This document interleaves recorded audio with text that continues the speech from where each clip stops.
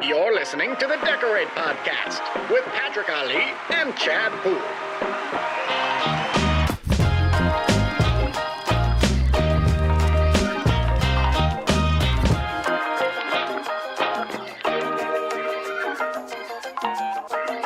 There it is. What's up, man? How you doing? What's going on? You look a little glum today. Just a lot of work, man. Yeah. I mean, you got a lot going on right now. A lot. How was your weekend?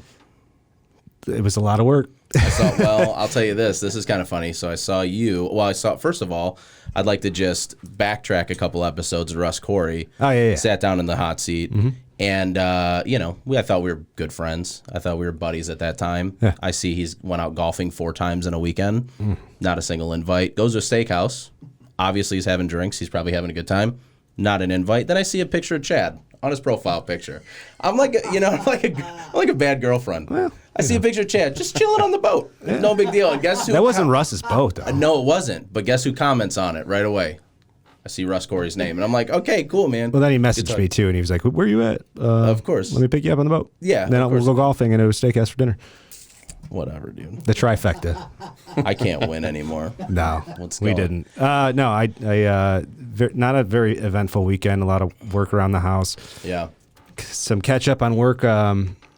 For those people listening, this is probably a week later, but we had some 2 IT weeks. issues. Well, 2 weeks now, yeah. 2 weeks We had some IT issues 2 weeks ago. So if we're just now getting back to you, that's why. But yeah, so just a lot of catch up, and we've got a lot going on right now, and we're very grateful for that. But yes, that is the reason I look a little tired today. That's all right. We had a great trip when we went down and grabbed those printers. We had a nice episode with Caitlin. Had a great episode last week with Joe. Yes. And now this week. This week we've got another de la Resistance. Well, how was your weekend first before we good. It was good. It was a lot less stressful. I was pretty beat up last week and just trying to figure everything out, personal family stuff, and we got it all together. Didn't you have a garage sale? I did. Well, I don't know if you could call it a garage sale. Like everything must go? I put up a tent and some tables and nobody showed up. So, that's a typical garage sale. Yeah, like that sounds about right. every birthday party from age 1 to 5. So tent, balloons. Yeah, nobody. I had Roscoe the clown. He was drunk in the corner, but it's fine. It is what it is. But no, it was fine, and got some stuff sold off.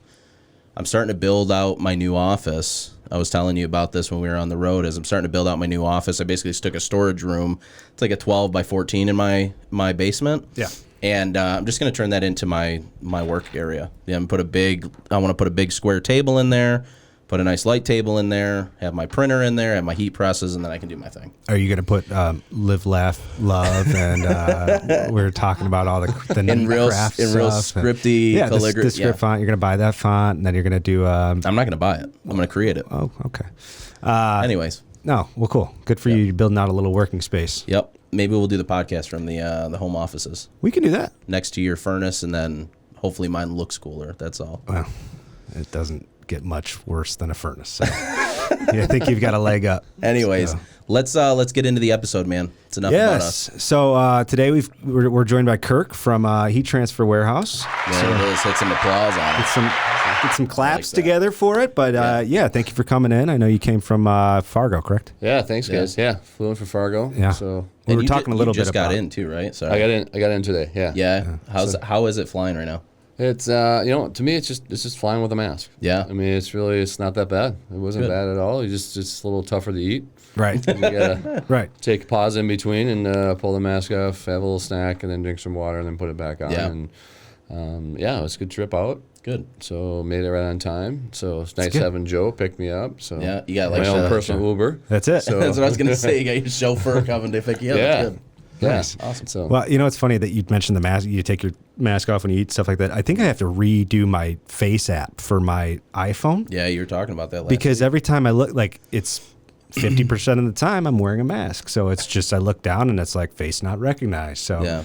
I'm deciding whether or not to redo it with the mask on. So I have more ways to open my phone, I guess. That's a good debate because I'm like thinking about that because I'm like taking off on the plane. I'm like, all right, and then put it back on so I get in my app exactly. and then I have to do it. So yeah. It's a good idea. Rumor has it that on the airplane, the only time you can take your mask off is when you eat.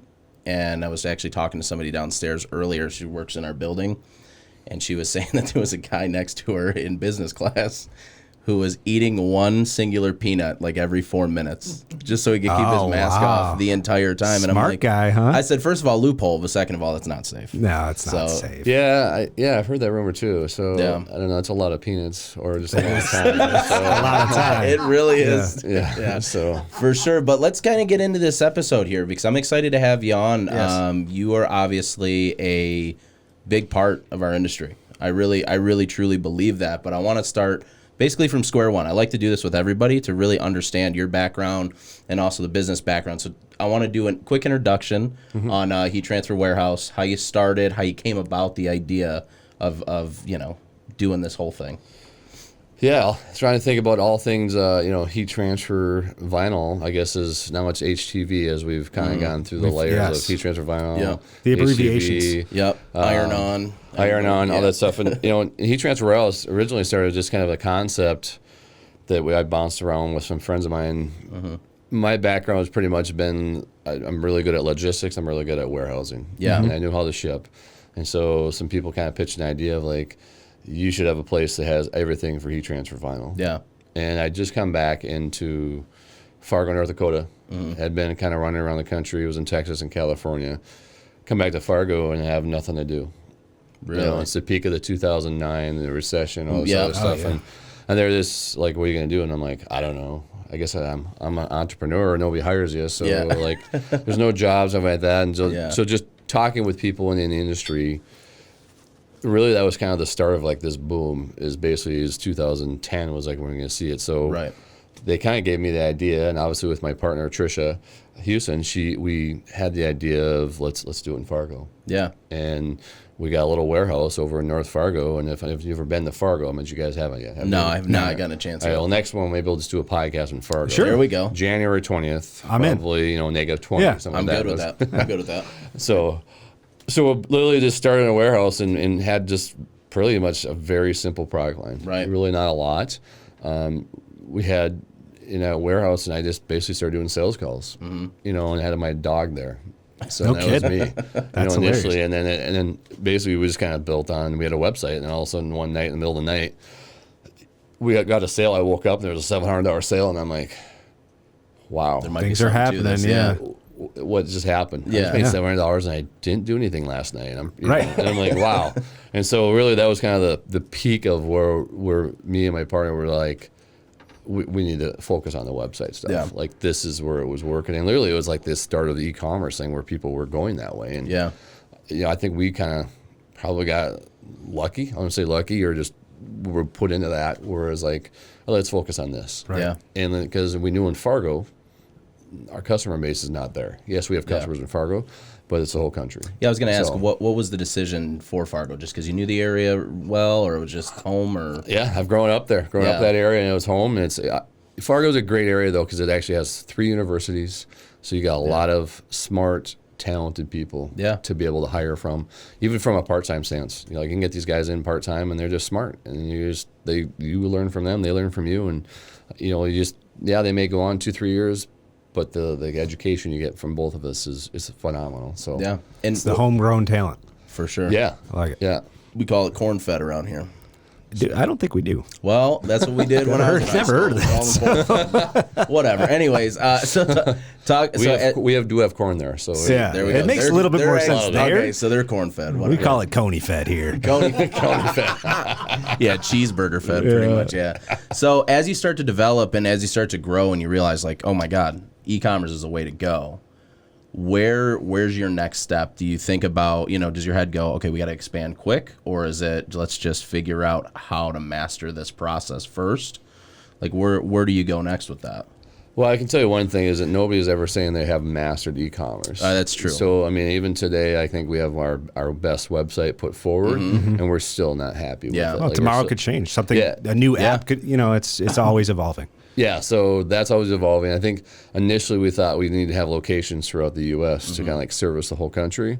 And so that's when we actually, within a year, we opened up in Las Vegas. Oh, nice. And a lot of it was just to service the West and be able to get to California in a day. Yeah, sure.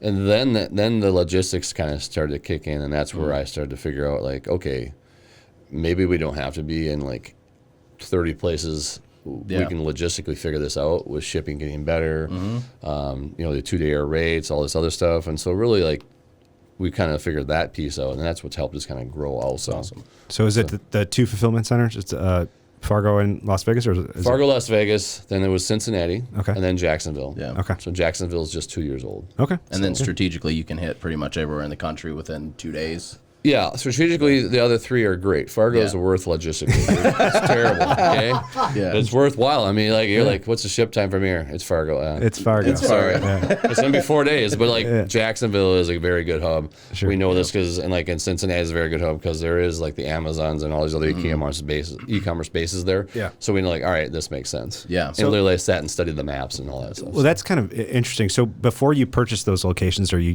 guys put your footprint in there, did you realize the demographic and how much, I guess, but prior to going in there, did you realize, hey, I have to house more material in this location than others, or is that something you just learn over time with the sales as they came? Well, it's definitely trial and error. Obviously we went into Cincinnati and we were like, oh, okay, let's go to Cincinnati, and all of a sudden they just like this, Yeah. and they were like, okay, they need way more material. So yes, Okay. as time went on, we figured out, and now we're to a level where we actually have software that can maybe track that. Yeah. Whereas before we were QuickBooks and we're like, let's do a purchase order. Yep. What, they need more now? Why? You know. Yeah. So Cincinnati is still the biggest footprint because it's within 2 days it's 100 million people. Right. No, that so makes it's- sense. That's incredible to think about. Yeah. It is. That's So- why I don't do logistics, by the way. That's too much for my brain. Well, prior to that, I mean, you'd mentioned that, you know, a couple friends of yours said, hey, you should warehouse HTV, or, you know, whatever we were calling it at the time. Did you have other people that you knew that were involved in this industry? Or is it just something that, you know, is kind of a random, you're having a conversation and it got brought up? So I kind of knew the industry from my previous performance as far as I was in the sign and graphic industry. Okay. And so that's where, literally 10 years ago, those two industries started to kind of like merge a little bit. Yep. And that's where I kind of knew about it, but I didn't know about it. Right. Like I was like Well, before they Right. were just, you know, they were separate entities. separate almost. entities, but then they're like, hey, these guys have cutters already. Why so not bring it in? Why not bring it Exactly. in? All you need is a heat press. And then somebody kind of brought the idea, and then I went to a couple trade shows, and all of a sudden I'm like, wow, okay, this industry is way bigger than I ever imagined. Yep. And I was like, okay, I can do this. Yeah. But before then, I was like, there's no way. Well, of course. Based on what I've had in my interaction with it, I'm like, no way. Yeah. The market's not there. Or, yeah. The market's not there. There's no way there's like $1 million or something like that. You know, just you're like, okay. And then you went to a few trade shows, and all of a sudden you're like, there's a lot of people doing this. Yeah. Yeah. Well, is, and you mentioned too, you know, at first when you start doing this, you're just on the phone calling, and then you realize when you get to your first trade show, it's like I don't got to call any. They come to you to figure out your product. So you got access to a lot more people, a lot quicker, and it just allows you that ability to grow a lot faster. And when you start talking to people on the trade show floor, I mean, was your mindset of like I got to build a relationship now, or were you looking at the time where how old you were at the time? Were you looking at like, you know, I just want to get a quick sale? No, for sure. I've done trade shows for a long time. I realized I look back and I realized I've been doing it for over 30 years. Oh, wow. Which is, I'm like, that's like, wow. I'm like, okay. Yeah. But initially, like, initial trade show That's a lot of approach- late nights. Yeah. I approach it like, all right, let's try to get them something where I can sell something to them. So obviously get that quick sale. But then as we did more trade shows, we changed that philosophy of like, yes, let's have something maybe that brings them to us. Yeah. But let's create that long-term relationship. Let's get their information. Let's talk to them. Let's give them education so then they have something to come to us for. Yeah. That's the biggest You thing. know, and that was the biggest step is the change of that, because obviously we know we can sell stuff, and people, yes, they go on trade show frenzy crazy, and they're like, I'll buy this, I'll buy this, I'll buy this. But that's not really not creating the long-term relationship and goal down the line. Well, and I noticed that too. You'll see on the trade show floor, and it's not negative to any one specific company or person or anything, but it's like you'll see those booths that just have a bunch of heat presses and cutters that are stacked up in their booth, and there's barely anybody. I mean, there's rarely anybody actually tending that booth. They just kind of stack them up, and they come back every once in a while, and it's like, okay, well, how do you build that relationship? Are you building it somewhere else, or are you just hoping that somebody sees it and buys it? Maybe they come back to it or something like that. Right, So, right. Exactly. You see that all the time. So, but It's a shiny toy. It's a shiny toy. That's funny. Well, before I jumped, I had some questions on about you guys, your involvement with the community. But before we jump into that, when did you? So you started with HTV or heat transfer product, but when did you start taking on other products? So you also have your decals, you also have sublimation, all of these different types of ways to decorate within this industry. Yeah, when you branch out in the categories. When did you realize that, hey, we can start to do, like you said earlier, about designing graphics and merging the two? Yep. When did you decide that, hey, let's start bringing on other products within this industry that relate to other people? I think a lot of it helps, obviously, going to trade shows, which obviously, fingers crossed, there's trade shows coming up again, you know. Yep. But going there and just seeing, like, just listening to the people. Yeah. Just listening to that customer base. And they're like, well, I'm here today. I already have that and that. So you're like, okay, so they got a cutter, they got this. But I'm looking for a sublimation printer. Or I'm looking to get this to my business. And so you just kind of listen to the customer base and trends, hopefully, and say, okay, 10 people said that to me today. I'm not here to necessarily buy HTV, but I'm looking to add to my overall portfolio. Yeah. And I think that was really kind of when we started, like, you know, at every trade show, I'm like, all right, what did we hear that we didn't have? What's the feedback? Yeah. Where are the wants? Where's the wants? What's happening? Where's somebody else going away from our booth? They're like, yeah, great, I love your HTV, but now they're going to look for something else. Right. And what was that? Why did they step away? That's do you ever do the opposite to remove, you know, maybe like a product line? Because, I mean, imagine at some point in time, you just start accumulating too much stuff, right? And you got to kind of figure out, okay, well, does it make sense for us to have sublimation? Or if we do have sublimation, does it make sense for us to have, you know, 3 different inks or whatever it is? Right. I love a simplicity. Yeah. I love it. The fact that I can go to, like, I'd rather have less vendors. Yeah. With equal products than having more vendors, you know, to deal with. Yeah. And there's a point, like, I'll tell you, with sublimation, we tried 2-3 times, and, like, literally we were like, man, we just can't get any traction. We just can't go. And we just kind of like, but I'm like, it's out there. People are talking about it. And literally with the Siser Easy Subly and that stuff, all of a sudden, like, that kind of was like, all right, now it's tying everything together. Yeah. And then we're like, okay, that's really kind of like over our stepping stone. We're like, all right, now sublimation kind of kicked up for us. I feel like the past 2-3 years is when it just started booming. Yeah. Before it was always there and it was always available, but most people saw sublimation as this white sheet of polyester that you wear, and you can just put one, you know, little logo on it. It just wasn't really practical unless you had cut-sew ability. Yeah. But I think now with the technologies, we talked about Easy Subly last episode, and I personally think that's probably the most innovative product I've seen in years. Yes. So, you know, to get into that world based off of that product, I think is a testament to Siser. But so you've started to tie in the other entities, apparel decoration wise, what you can do. So you've got HTV, you've got your decal, you've got different methods. When did you take on custom services? So I know you have custom patterns that customers can place. I think it's up to 2 colors, foreground, background. Yeah. But you also do different custom services, correct? Correct. We have we have custom digital, which is like on the Siser High 5. Customer can come in and they can send us the artwork, and we'll send it to them ready to press. Yeah. Okay. And we actually started with custom, I think, way earlier than I thought we would have, and it was just because I knew the customer's base coming in. Like, a printer is so much expensive. Like, it's a $15,000 to $25,000 piece of equipment. Right. And so we started that with pretty early in our process. Because we said, this is a gateway to get people coming in. Return customers, absolutely. Yep. And so they're like, hey, I need to do full color. What can I do? Instead, you send them away. So now I'm like, well, let's bring you in. Yeah. Let's give you an option. So that's when we did that. Then we did rhinestones just because that was trending, and, you know, things like, all right, if you want to do rhinestones, great. But here There's you go. a lot of labor involved in that, too, that people don't want to do. Yep. Right? So you got a big job, come to us. We'll send it to you ready to press. Yeah. And then we also went on to sublimation, and then obviously the patterns now was great too, because people just, you know, picking up those trends is hard to see that sometimes, and so that also helps us see trends of what's going on out in the industry. Yeah. Because if we see those requests, I go back to the art room and like, all right, ladies, like, what's going on? Like, what are you getting trends for? We don't have. Right. And that's helped us pick up stuff like that, and so we can see that. But customers been with us a long time, actually, almost since the inception of Heat Transfer Warehouse. We've been doing some custom to an extent. So. Has it grown over the years? Have you noticed a shift?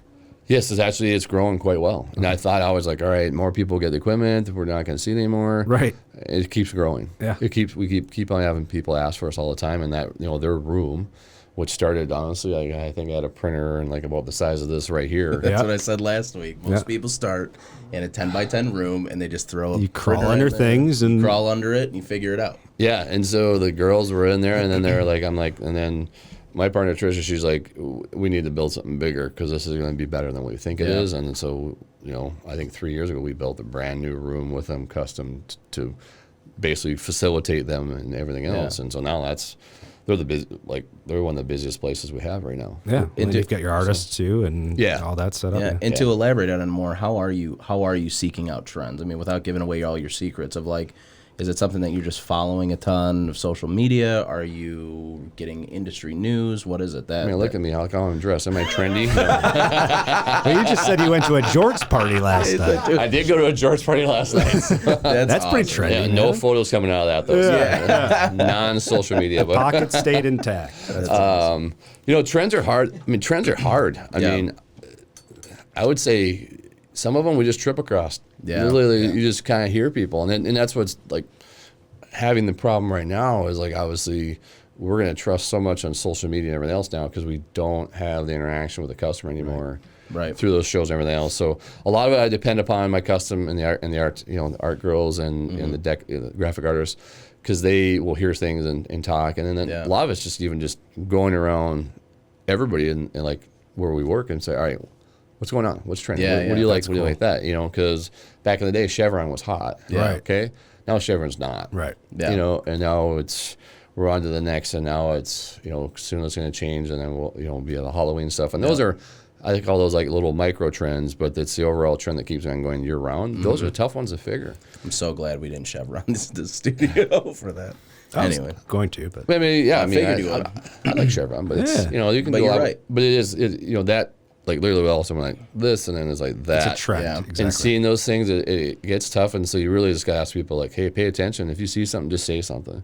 Yeah. Because that could be the next thing. And so sometimes you try it. Yeah. And maybe we're too early. Yeah. Or maybe too late. But a lot of times somebody get it out there and like, this hasn't done anything. And then all of a sudden, 6 months, all of a sudden, boom. Boom. Yeah. You ever have a situation where you like pulled out, you thought it was too early, pull out of that idea, and then you see it just take off somewhere else? For sure. And you just missed it by a little bit? Yeah, we missed it. Obviously, we can get back into it probably pretty quickly and catch it. But sometimes, we've seen that where we're like, people are like, I try and think of the patterns. I'm not very versed in them as far as combos, but you're like, man, we missed this or that. Yeah. And like, we bring it back and we get it. And, obviously, sometimes it's just too soon or we're ahead of the game. Sometimes you're behind the game and you catch into it. Yeah. It's okay. And it's super important too to include your team, right? Like everybody there has some part to play, and especially if you have a diverse group of people in ages, ethnicities, whatever it is, in your facility, it's like everybody can contribute in some way that makes sense. And like to pick up on those trends, you're right. I quite honestly, I'm completely dumb to anything going on. I wear a backwards hat and glasses every day. And he can attest to that. But, every day. But, like our marketing team is incredible because that's literally all they're doing all day is Rob shaking his head. Well, you're part of it. But, they're incredible in the fact that they can just pick up on something. And it's something that I can't even think about. I'm like, how is that trendy right now? Well, this is why. And then you see it kind of develop and grow and manifest itself into something incredible. And then you're like, well, shit, I wish I thought of that. Yeah, and some of that I pick up just quick on that is like customer service. I just trust my customer service and listen to them. And the other thing is we just look at what people search for on our website. Yeah. And then we're like, okay, why are they searching for that? Right. And it could be some new pattern. Like right now, leopard and cheetah is crazy. Still crazy. Yeah, thanks Joe Exotic for that one, huh? Yeah. Thank you. Tiger and all that stuff is, we were like, you're like, okay. Yeah. And it's still... Like we'll pull it again, and then every 30 days we look at that stuff and we're like, okay, what are people searching? It's still going. Still going. Yeah. And we also saw one thing was people are searching for face masks. Okay. Which obviously we know that's out there. Right. And we're like, okay, so we know this is obviously not going to be a long lasting forever trend, but we're like, all right, we need to get onto this so people have an option to go with this. So. And you briefly answered the question that I was going to ask, but I mean, I really truly believe because we also, my wife and I, we own our business and we purchase from you too. So, like, I think in my head... You're not going to get any discounts because he's right in the room. Like, come on. Really, dude? He's on the podcast. If we would have had beer in the podcast, I think I would have had a discount. Oh, man. I knew I missed it. All right, anyways. I'm kidding. I'm not trying to get discounts again, man. I'm kidding. Again. But what I truly believe that you have some of the best customer service that really is out there. I mean, it's honest, and I'll put that out there for anybody else that comes on that owns companies. I really truly believe it's from the best customer service early on. I mean, like, how do you instill that in your people? Because at the end of the day, everybody's a human being, right? Everybody has bad days, good days, whatever, and to still remain so dedicated to taking care of the customer. I mean, is that something that you instill in them? Is that something that you've just been lucky to develop this team of people that share the same, thoughts and whatever?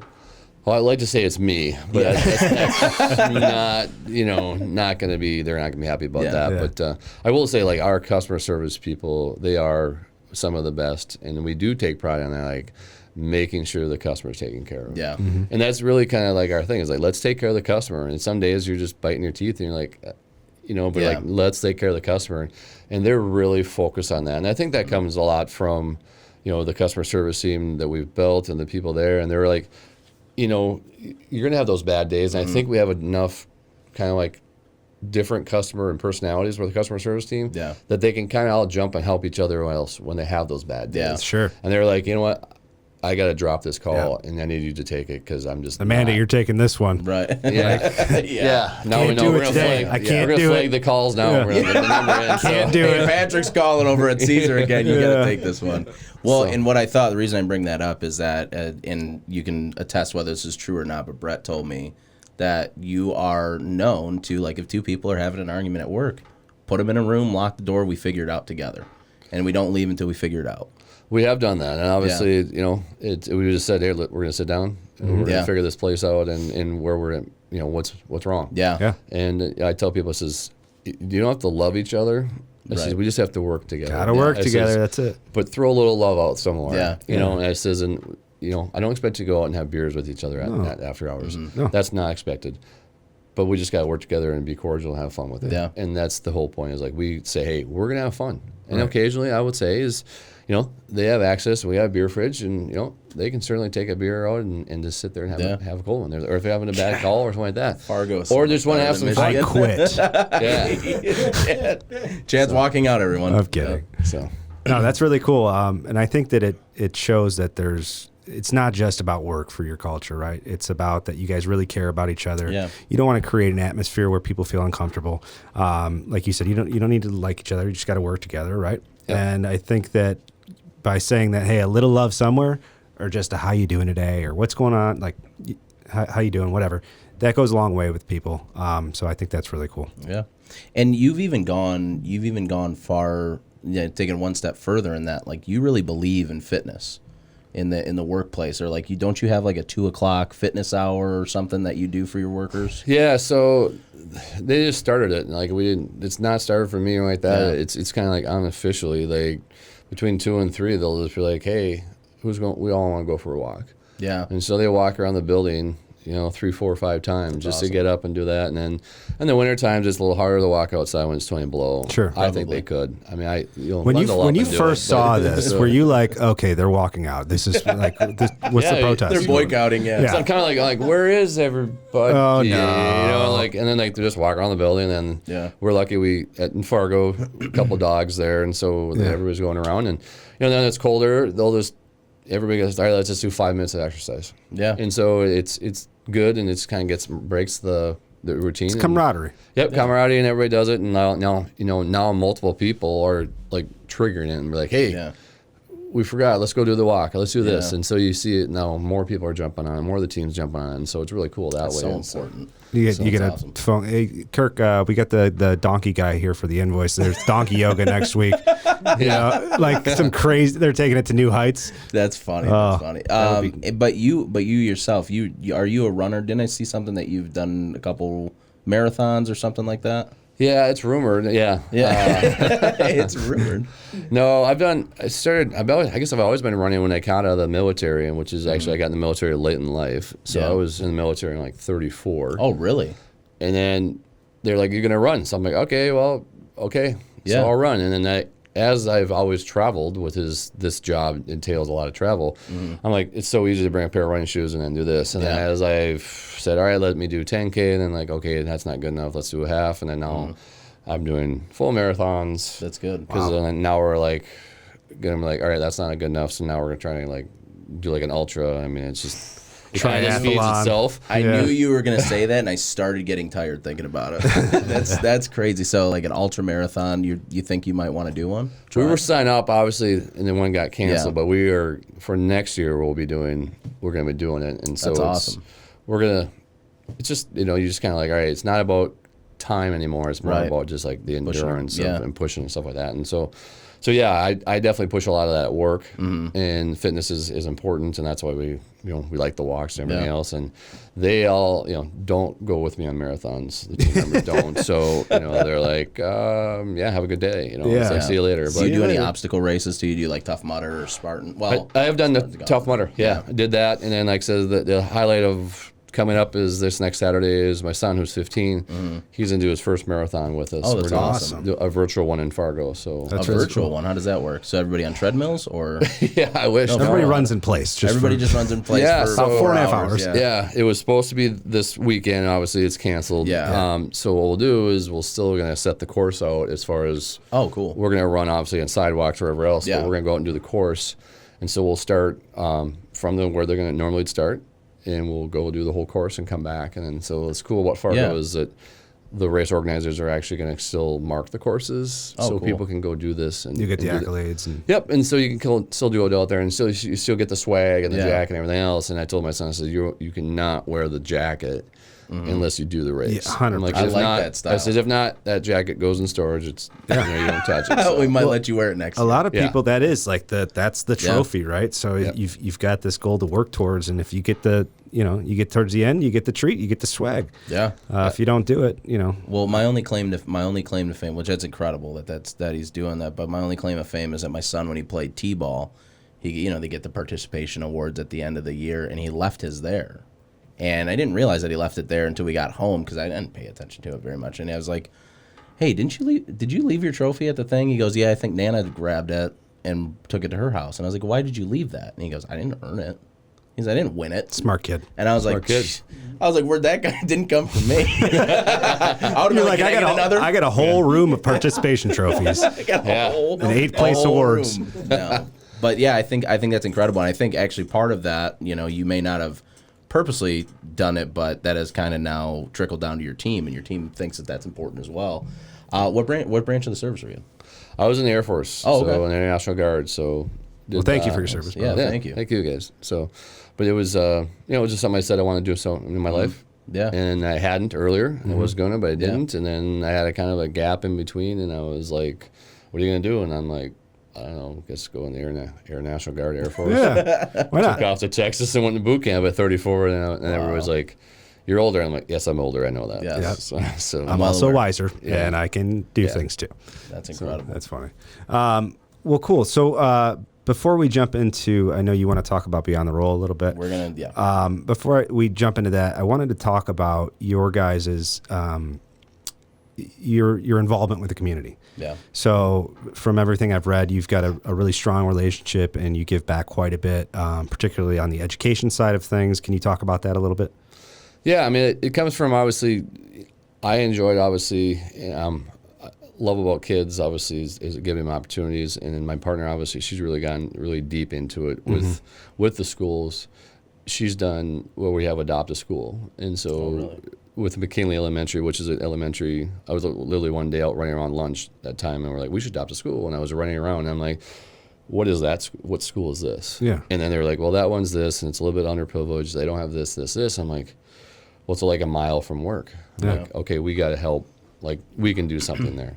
And so she came up with the original ideas. Every Friday we go in and we read to the kindergartners. And so not a lot of these kids don't have opportunities to read and have people read to them. Yeah. And so that was the start.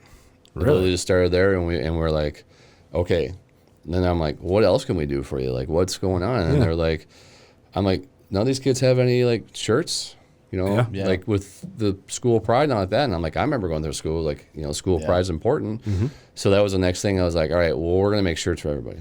That's really cool. And then every kid, and they're like, every kid. And I'm like, yes. And I'm like, in the staff. Yeah. I says, and so like every Friday we go in, and then you see all these shirts and everybody else wearing them. I'm like, so that's it's awesome. It's fantastic, and you see it out, and people like you'll see it out in the town now and stuff like that. And so we're like, that's kind of the step. And then we're like, Then the next part was they're like, all right, what else you guys need? Like, well, we don't have any mats for our gym floor and stuff like that. And we're like, well, we can do that. Okay. Like, we can help there. And really, this kind of fed itself. And then now, right now we're helping with masks, we're helping with everything, and just really focusing that piece on the education part of how we can do more. Our team goes in and they will do the reading, but they'll help with like the school carnival. They'll help with Dr. Seuss Day. I mean, they get very involved. Yeah. And so it's fantastic to see is like we get like, 9 o'clock, you guys are going and going to school and do See this. you later. And we got your shift covered. And yeah, we're just like, hey, go. And so that's really what's kind of the cool part is seeing that come back all full circle. And then we've done it long enough where now the 5th graders are out. And so we've done a whole kindergartner through 5th. And where does that come from, do you think? Well, I mean, obviously that's probably dipping way, way back in your history, but where does that come from, that need to give, or that thought to give to them? I think it came back from the time I went to a YMCA camp, and I remember hearing like how some of the kids couldn't go to camp. Yeah. And I was like, well, why not? Right. Like, I'm like, why can't they? Like, everybody should go to camp. it just didn't register then. Yeah, right? I'm like, I wasn't old enough, and I'm like, but why can't so-and-so down the street go to camp? Yeah. Like, I want him to come with me to camp. And they're like, well, he can't afford that. And I'm like, but we need, like, why? And We so need I him there. Yeah. Yeah, so I think it stuck with me, like, for the years. And then it's finally, as I was in a position where we could use the company and obviously give back, I was like, we got to do this. Yeah, like, this is really important for us. And so we've developed a foundation, a fund to make sure we have the funds available. That's awesome. And then we pick those things and targets that we want to do to help the kids. Like we do backpack, we fill the backpacks for the kids so they have meals. So then that goes everywhere in Fargo. So now if the more kids eat, the better grades they get. Yeah. Right. It's like a proven stat. It's crazy. You're like, okay, so if you get good food over the weekend, Your focus. their grades go up. Like by 1 grade point, so I think it just stuck with me through the time. Yeah. And I always said, all right, when I'm in position, I will make sure we give back. So That's super admirable. I love that a lot, man. I think it definitely makes you feel good at the end of the day, and it almost makes you kind of a staple in that area. You're a staple in Fargo to know that you're helping, and hopefully that you helping up other people will allow them now to grow up too, and have that same mindset. You know what I mean? yeah. I think it's cool. Cool. So I got to get into this really quick. All right. I got to beef with you. That's gonna be tough. It's going to be you a beat tough- on me. Yeah. You need a Scantron. It's going to be a test. No, beyond the roll, I want to talk about this. Yes. Because I told you beforehand, you need to put out more. I think it's so important what we're doing right now. I think it's super important, just the podcast. The podcast is kind of the new media anyway, or new medium that people are going to and listening and paying attention, and there's a visual aspect. You're bringing on guests. I want to talk about it, though. How did that start? When did you and Kevin just kind of decide to do that? Well, I think, and you have to give credit to Kevin. Yes, we got to do more. Kevin, you listening? Kevin, more. Listen, Kevin, you need to do more. Okay? I got you. I'm passing the buck, blaming him. Yeah. But, it honestly started with Joe. Like, honestly, like, we were sitting, and I'm like, Joe, I'm just going to sit and interview. Like, just let's not, like, be so formal. Let's just sit down and talk about stuff. And I think that's what kind of inspired it, was I'm like, okay, we could do, like, a podcast. Yeah. But let's start interviewing people in the industry and everything else, and let's do it. And so that's really what kind of triggered it. Yeah. Obviously, we know COVID, all that stuff got in the way of it as Yeah. far as getting guests, people to town, and everything else. We've done a couple through Zoom, but honestly, like, I've been in the warehouse packing boxes 2 days a week for a while, so like it's gotten away from us. Yeah. And so you're all right. Like we need to go back to this, and I think maybe we have to have you as a guest. So I was thinking you guys come on in. We can, Producer Rob, you want to come on? Just Rob? Nope. He's like, can I keep the mustache? It, but it's hot in this room, and I can't imagine. Well, he just said they're in Fargo, North Dakota, Rob. So that doesn't make sense. But anyways, continue, please. No, I think that'd be awesome. We'd love to come out and see you and see your facility and jump on that podcast. But I understand what you're saying when things get away from you. Yeah. You asked me today, I'm like, dude, I'm swamped. I've got 80 million things going on. But so you guys had, I saw you had Jason Murphy on. Mm-hmm. yes. Any other guests, or do you guys do like the two of you guys or anything like that? Yeah, I mean, we want to grow it, obviously, and like says, and you're right. I mean, we got to get back to that. And literally, it was a conversation I had with Nick, which is a marketing guy. He's like, we got to get back to this. We got to get going into it again. And so, literally, like, we were looking for people just in the industry that's like, just want to sit down and have a conversation. Let's talk about what's going on. And so people can learn more about the industry. And that's really kind of what we want to do there. And, you know, we had Brittany, my own wife, but just kind of talked about how she's taken her shop from, you know, she's got a niche where she does a lot with nonprofits, but also taking it from like, here, I just have a cutter, and now I'm going this. Now I'm doing this. Now I'm doing this. We had Rich from Heart and Hustle and stuff like that, where he's, you know, we were talking stuff like, hey, you know, how'd you get into this business, or how'd you do this? And so we've had a lot of that go on, and I think we're just looking for people to get on it, and like that source kind of dry up as soon as all this stuff hit. And so now we're like, all right, we're going to turn the faucet on back on. Let's go get the people. And the benefit, the benefit of it is too, is like you can do it remote. You can do it from the, you know, your own house. You don't need anything. You need a mic, and I mean, you need time too. We obviously put together a studio, but you need time and you need a mic. That's it. Yeah, I like your studio way better than mine. Oh, thanks. Definitely, you guys. We've got to tear it all down and move it again. Right. So, but I will tell you though, and we talked about this early on, is like I watched a couple episodes of. I actually watched Jason Murphy, and then I watched I think it was a specialty one that you did as well.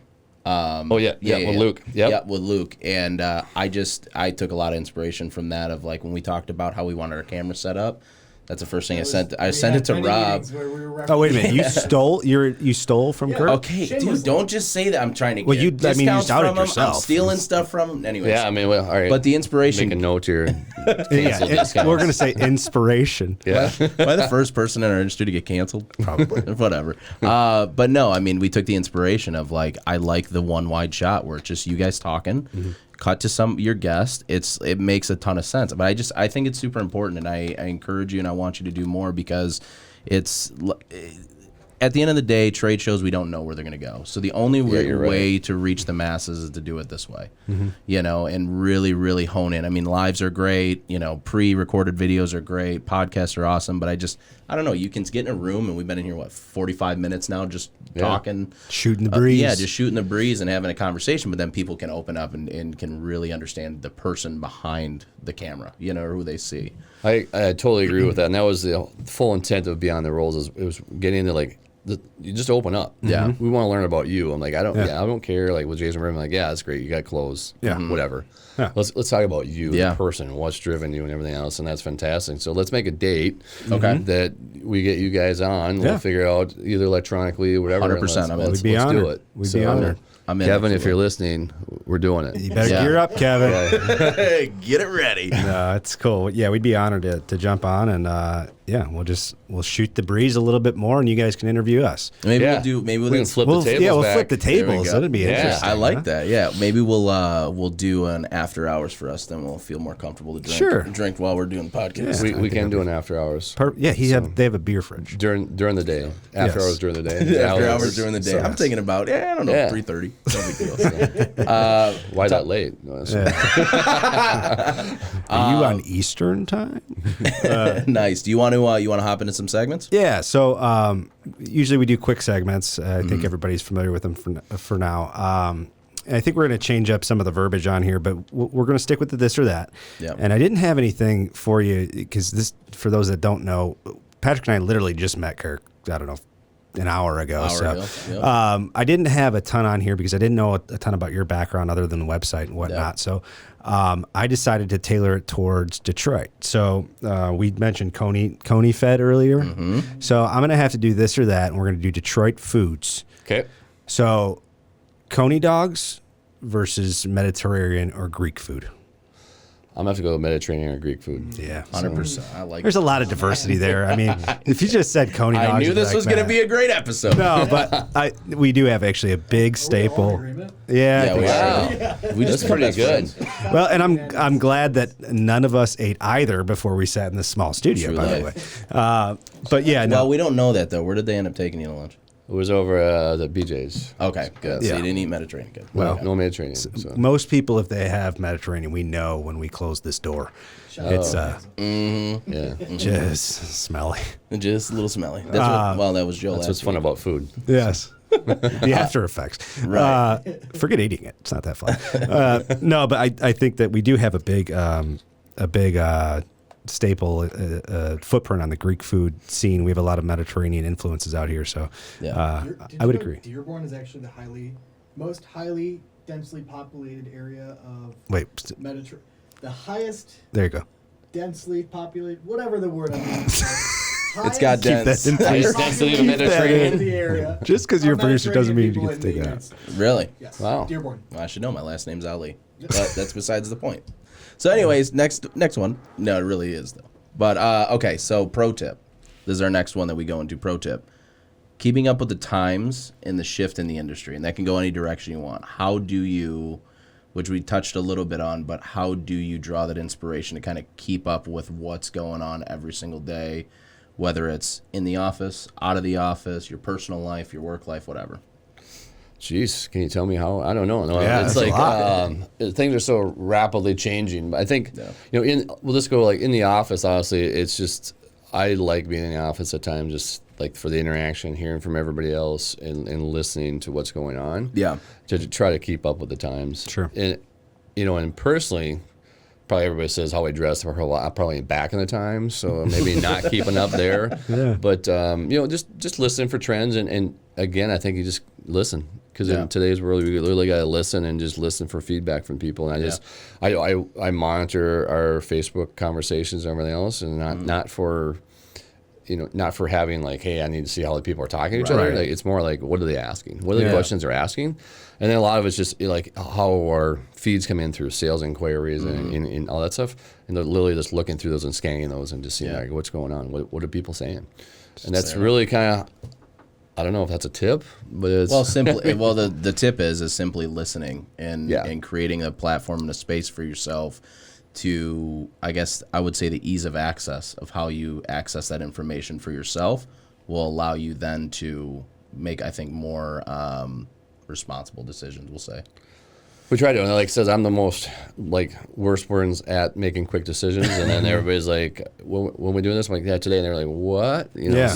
So there's processes in place against me, so I make sure I follow some guidelines. Because you know your strengths and your weaknesses. I know my strengths and weaknesses and stuff like that, but it's awesome. Good stuff to do. Obviously, it's great to be on a plane again, and like that's the type of stuff I just scan that type of stuff, and like read that because it's like the busy stuff that you can't do in the office because then you're listening for other things. So no, I think that's cool, and I mean, you had mentioned earlier that during this whole pandemic and this shift and craziness that we've experienced, you guys are so busy. You're down there packing boxes, so you're getting pulled away from podcasts, packing boxes. I think presence is a very underrated thing. So if you're working side by side with a worker and you can take someone of your stature of yourself and you can, settle down and buckle down and boxes next to them. Yeah. I think that goes a long way with your staff and even coworkers alike. So I think that's cool. Yeah, I mean, honestly, I would tell you is I learned more probably in that 30 days where I was constantly boxing of how our processes worked and how to improve things. Yeah, that was like probably the best thing educational wise I could have done for myself. Sure. It's like that show Undercover Boss. Yes. Except you weren't undercover. You weren't undercover. I was not undercover. But you were not undercover. But it's the same concept. It's like understanding like where the holes at or the gaps are at for yourself. Because I feel like it too. As you grow as a company, it's just a natural thing. You trust in a lot of other people to help with these processes, and you might have, like you said, put processes in place that kind of troubleshoot everything. But at the same time, there still are gaps. I mean, there's always going to be gaps. Yep. You're, just like you said at the top of the podcast, is like there's still things with the website every day you see, and you're like, well, we could probably do that differently. It's something that's really, really eye opening, and that's why I give a lot of kudos to Johan upstairs. It's like he'll never tell you to do something he's not willing to do, and he'll never tell you to do something he hasn't done. Sure. And if he hasn't done it yet, and you figured it out, he's going to want to try it to make sure it works, and to really understand that process. So it's hats off to you on that one.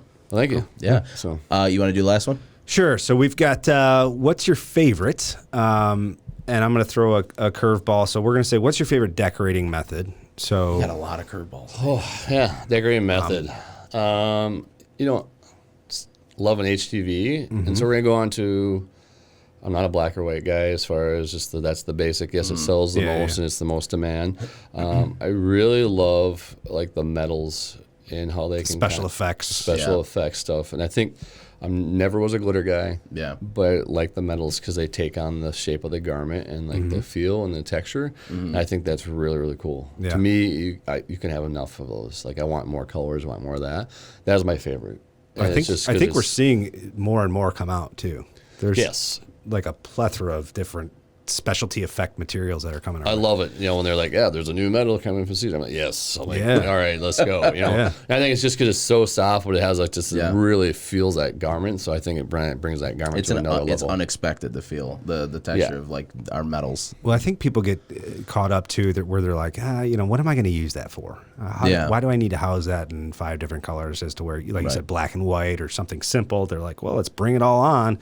They're hesitant with some of that metal to where it's let's just get the silver, right? But to your point on that, they're all different and they're all unique and different once you I tell apply people them. Why not bring those on? And that's why I tell people like get a color chart and invest in them, just because you see the customer's going to want it. 100%. If they don't see it, they'll never get it. Well, and they don't know what they don't know too. I mean, they're right. There's plenty of customers that you have that might use our products, but they don't know our full line because they go to you for their product. So if you don't have that full line of things in, then they don't know. And so that's why it is. You're right. It's super important to have it.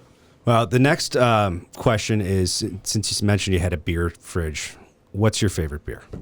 What's my favorite beer? Jeez, it depends on, I'll say it depends on what I've just done. So if I've just gone for a run, it's going to be a light beer. I'm going to go with a lager. Sure. Okay.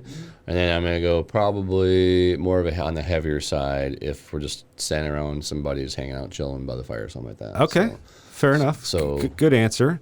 Let's say on the heavier side, we got to pinpoint it to one. On the heavier side, I got to pinpoint to one. So, I'm gonna go because Fargo Brewery. They have some of theirs, and they come out with. I'm trying to think of their latest one because it's specialty. So I like a lot of their specialty beers. Okay. So I replace it to like it's usually kind of in between where it's not light, it's not dark. It's in between there. They have a lot of their specialty brews. I would say I go with them. Okay. So have you had any Michigan brewed? So we've got Bell's, we've got Shorts. I'd say probably our most popular beer is Founders.